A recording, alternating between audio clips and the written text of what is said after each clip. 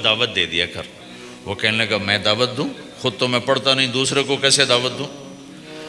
کہا بیٹا ایک تو میری مان لے، نماز کا انکار کیا ہے تو یہ تو مان لے کہ چلو کسی کو کہہ دیا کر کہ بھائی نماز پڑھا کرو۔ کہا چلو یہ تو آسان ہے، میں کہہ دوں گا۔ تو اس نے اپنے ابا کی بات مان لی، ہر نماز پہ ایک دو کو کہہ دیتا بھائی نماز پڑھا کرو۔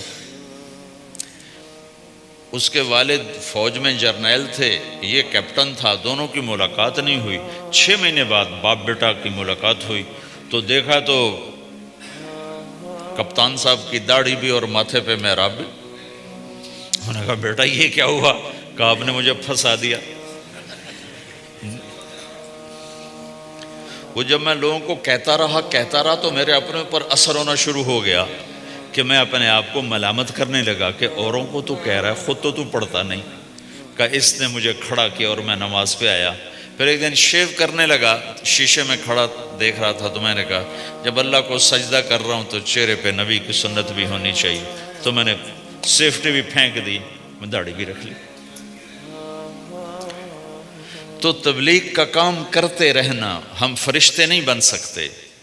ایک دفعہ ایک آدمی نے میرے اوپر بڑی چڑھائی کی، تم تبلیغ والے منافق ہو، کہتے کچھ ہو کرتے کچھ ہو، تمہارے قول اور فعل میں بہت فرق ہے، بہت۔ جب ان کا غصہ اتر گیا تو میں نے ان سے کہا بھائی 100 نمبر تو اللہ نے بھی نہیں مانگے، آپ کیوں مانگتے ہو؟ اللہ نے کہا ہے فمن ثقلت موازینہ، جس کی نیکیاں بڑھ جائیں گی گناہ تھوڑے ہوں گے تو پاس کر دوں گا۔ تو 100 نمبر تو اللہ نے بھی نہیں کہا کہ ایک گناہ تیرے کھاتے میں نہیں ہونا چاہیے، 100/100 نمبر لے گا تو جنت دوں گا، نہیں تو ریپٹ مار کے جہنم میں ڈالوں گا۔ تو 100 نمبر تو اللہ بھی نہیں مانگتا، اسے پتہ ہے میرا بندہ کمزور ہے، کبھی گناہ کرے گا کبھی نیکی کرے گا۔ تو وہ کہتا ہے جس کے پاس 51 نیکیاں ہوئیں اور 50 گناہ ہوئے تولوں گا تو 51 جھک جائیں گے نا، 50 معاف۔ مثال دے رہا ہوں میں، ہمارے علاقے میں ایک ذمہ دار تھے، وہ ذکر بھی بہت کرتے تھے، گالیاں بھی بہت دیتے، ادھر سبحان اللہ تیرے فلانے، الحمدللہ کے ساتھ ایک پھکڑ تولتے تھے، ساری زندگی وہ ایسا ہی کرتے رہے۔ جب وہ فوت ہو گئے تو کسی نے ان کو دیکھا تو انہوں نے پوچھا کہ میاں صاحب آپ کے ساتھ کیا ہوا؟ آپ تو گالیاں بہت دیتے تھے۔ خود انہوں نے پوچھ رہا ہے آپ تو گالیاں بہت دیتے تھے، تو آپ کے ساتھ کیا ہوا؟ کہ اللہ تعالیٰ نے میرے ذکر اور میری گالیوں کو تولا تو میرا ذکر بڑھ گیا تو میری بخشش ہو گئی۔ اللہ نے بھی کاؤنٹنگ رکھی ہے، پرفیکشن مانگی ہی نہیں۔ اگر اللہ پرفیکشن مانگتا تو پھر آپ کہتے تم کرتے کچھ ہو کہتے کچھ ہو۔ اگر میں کہتا صحیح ہوں تو ایک نیکی تو کر رہا ہوں، اور کرتا نہیں ہوں تو ایک گناہ کر رہا ہوں۔ کیا پتا میرا رب میرے کہنے کے طفیل میرے نہ کرنے کو معاف کر دے۔ بس ایک صورت میں ہے کام خطرناک کہ اگر میں اس کہنے سننے کو اپنی دنیا بنانے کا ذریعہ بنا لوں پھر خطرناک ہے۔ تَأْمُرُونَ النَّاسَ بِالْبِرِّ وَتَنْسَوْنَ أَنفُسَكُمْ وَأَنْتُمْ تُتْلُونَ الْكِتَابَ، وہ یہ آیت ہے۔ لیکن اگر میرے اندر اخلاص ہے تو پھر میں انسان ہوں، کبھی اچھا کروں گا کبھی برا کروں گا، لیکن میرے ذمہ صدا لگانا ہے۔ تو بھائیو اس تبلیغ کے کام کو کرتے رہنا، اس سے ایمان بنتا ہے، ایمان سے دین وجود میں آتا ہے۔ دین کے 2 حصے ہیں، ایک عبادات ہے جس میں نماز سب سے اہم ہے، پھیری پہ ہو گھر پہ ہو نماز نہ چھوڑو۔ رمضان کے روزے ہیں، اللہ پھر رزق زیادہ دے دے، حج کرو، زکوٰۃ دو، لیکن عبادات بڑی محدود ہیں اور اس میں کثرت اللہ نے مطالبہ بھی نہیں کیا، بلکہ اللہ تعالیٰ نے اس میں اعتدال ہی کو پسند فرمایا ہے۔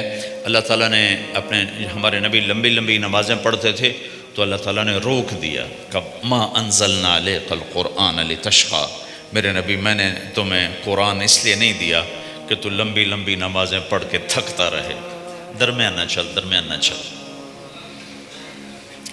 اللہ کے نبی نے تبلیغ میں زیادہ زور دکھایا تو اللہ نے اس پر بھی کہا فلا تذهب نفسك علیہم حسرات، اتنا غم نہ کیا کر کے تو خود ہی ہلاک ہو جائے، نہیں ایسا نہ کر۔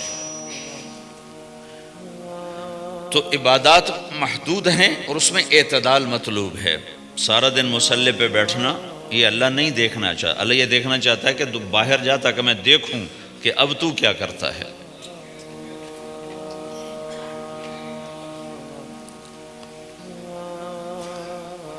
دوسرا حصہ اس کا اخلاقیات ہے، آپس کی معاشرت ہے۔ دین جو اثر انداز ہوتا ہے وہ معاشرت سے اثر انداز ہوتا ہے، عبادت سے نہیں، عبادات سے نہیں۔ عبادت تو مسجد کے اندر ہے یا مصلی پر گھر کے اندر ہے، روزہ اندر کی چیز ہے، حج بیت اللہ میں ہے، زکوٰۃ مسلمان کو دی جاتی ہے۔ تو دنیا میں دین پھیلنے کے لیے اور اپنوں کو دین کے قریب کرنے کے لیے جو سب سے بڑا عمل ہے وہ بھائیو اچھے اخلاق ہے۔ یہ دوسرا حصہ میں آج بیان کرنا چاہتا ہوں۔ اللہ کے نبی نے فرمایا ایو عرل اسلام اوثق، مجھے بتاؤ اسلام کا سب سے مضبوط عمل کیا ہے؟ تو صحابہ نے کہا الجہاد، یا رسول اللہ جہاد۔ اسلام کا سب سے مضبوط عمل کیا ہے؟ صحابہ نے کہا جہاد۔ تو آپ نے کہا وحسن وما هو به، ہاں جہاد بہت اچھا عمل ہے لیکن سب سے بڑا عمل نہیں ہے، سب سے مضبوط عمل نہیں ہے۔ ان نے کہا جی الصلاۃ، نماز۔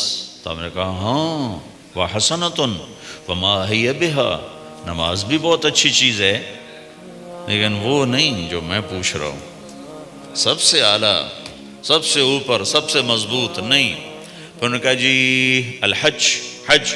تو آپ نے کہا حج بھی بہت اچھا عمل ہے لیکن وہ نہیں جو میں نے پوچھا ہے۔ پھر صحابہ نے کہا جی روزہ، آپ کا روزہ بھی بہت اچھا ہے لیکن وہ نہیں جو میں نے پوچھا ہے۔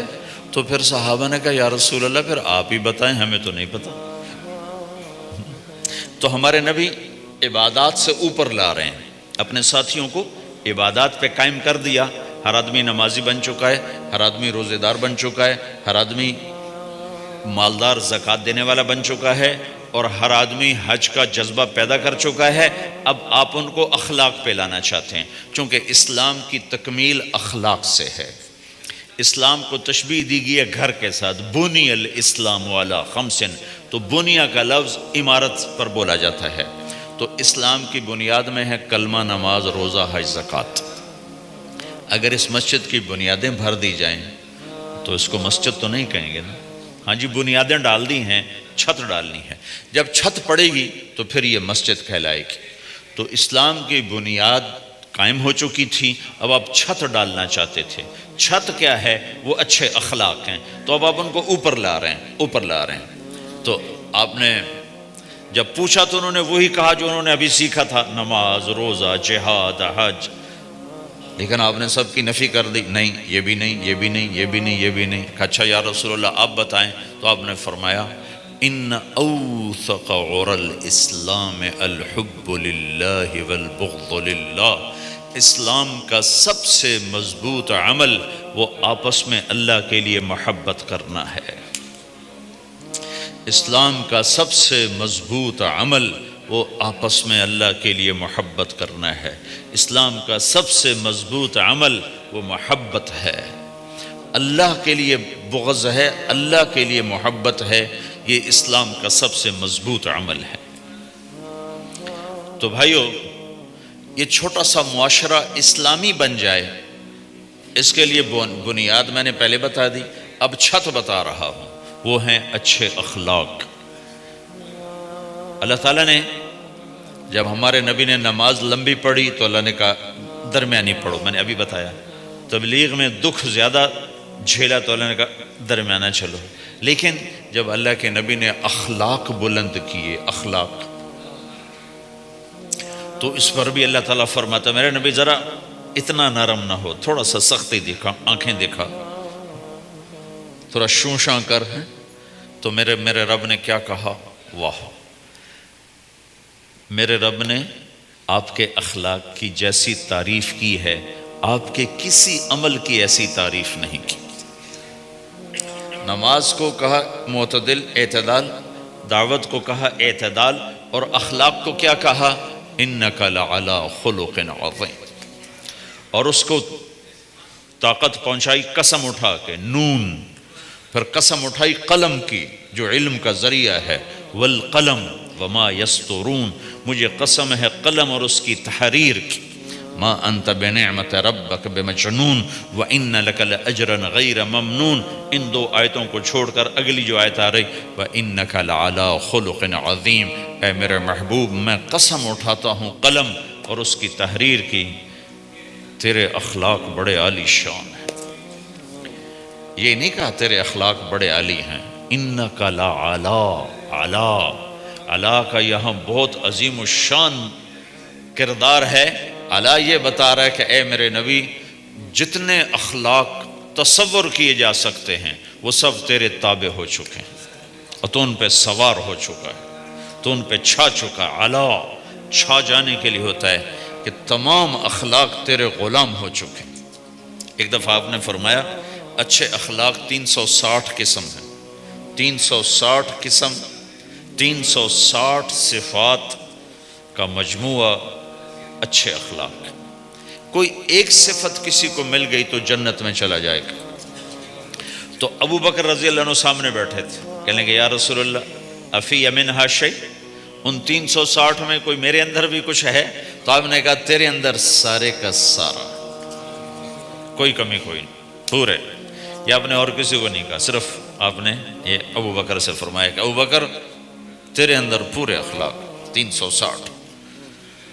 तो भाइयों, आपस की मोहब्बत और अच्छे अखलाक ये इस्लाम का सबसे चोटी का सबक है, सबसे आला दर्जे का सबक। अब एक हदीस में जो हदीस जिब्रील कहलाती है, वो इंसानी शक्ल में आकर पूछते हैं या रसूल अल्लाह इस्लाम क्या है? तो आप कहते हैं कलमा, नमाज, रोज़ा, हज, ज़कात ये इस्लाम है। यही सवाल अब आखिरी हज का मौका आ चुका है, अब इस्लाम 9 साल आगे, 10 साल आगे जा चुका है और उसकी शक्ल मुकम्मल हो चुकी है। तो अमर बिन अबसा रज़ी अल्लाह तआला अन्हु ये आखिरी हज के मौके पर आपसे मिलते हैं और आकर ये आपसे पूछते हैं या रसूल अल्लाह मल इस्लाम। सवाल एक है, मल इस्लाम। शुरू में मदीने के दाखिले के शुरू में जिब्रील इंसानी शक्ल में आते हैं और कहते हैं मल इस्लाम, इस्लाम क्या है? तो आप कहते हैं कलमा, नमाज, रोज़ा, हज, ज़कात। अब यही सवाल 10 साल के बाद या 9 साल के बाद अमर बिन अबसा कहते हैं या रसूल अल्लाह मल इस्लाम, इस्लाम क्या है? तो अब जवाब सुनो, आपने फरमाया इत्आमुत ताम व तीबुल कलाम, मीठा बोल बोलना और खाना खिलाना। किसी से मीठा बोल बोलना कितना अजीम है मेरे नबी की, मेरे अल्लाह की बारगाह में, कि आपने फरमाया इब्तिसामु का फी वजह अखी का सदक़ा। तो अगर किसी मुसलमान को हंस के मिल ले तो ये भी तेरे लिए सदक़े का सवाब है, सदक़ा लिखा जाएगा। जिब्रील कहते हैं या रसूल अल्लाह मल ईमान, ईमान क्या है? तो आप फरमाते हैं अल्लाह को मानना, फरिश्तों को मानना, नबियों को मानना, किताबों को मानना, तकदीर को मानना, मौत के बाद की ज़िंदगी का इक़रार करना। अंतुमिन बिल्लाहि व मलाइकतिही व कुतुबिही व रुसुलिही व बिल बाअस बअदल मौत, ये है इब्तदाई जवाब। अब यही सवाल अमर बिन अबसा करते हैं 9 साल के बाद, या रसूल अल्लाह मल ईमान, ईमान क्या है? तो आपने फरमाया अस्सब्र वस्समाहा, सब्र करना, माफ़ करना। सवाल एक है, जवाब 2 हैं। क्यों? कि जगह और नौइयत बदल चुकी है। इब्तिदाए इस्लाम है तो इबादत बताई जा रही हैं, इंतहाई इस्लाम है तो अखलाक बताए जा रहे हैं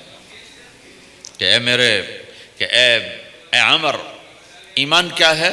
सब्र करना, माफ़ करना, सब्र करना, माफ़ करना। तो भाइयों, जो हमारा मुआशरा बनेगा इस्लामी, घर में बाहर, वो बनेगा अच्छे अखलाक से।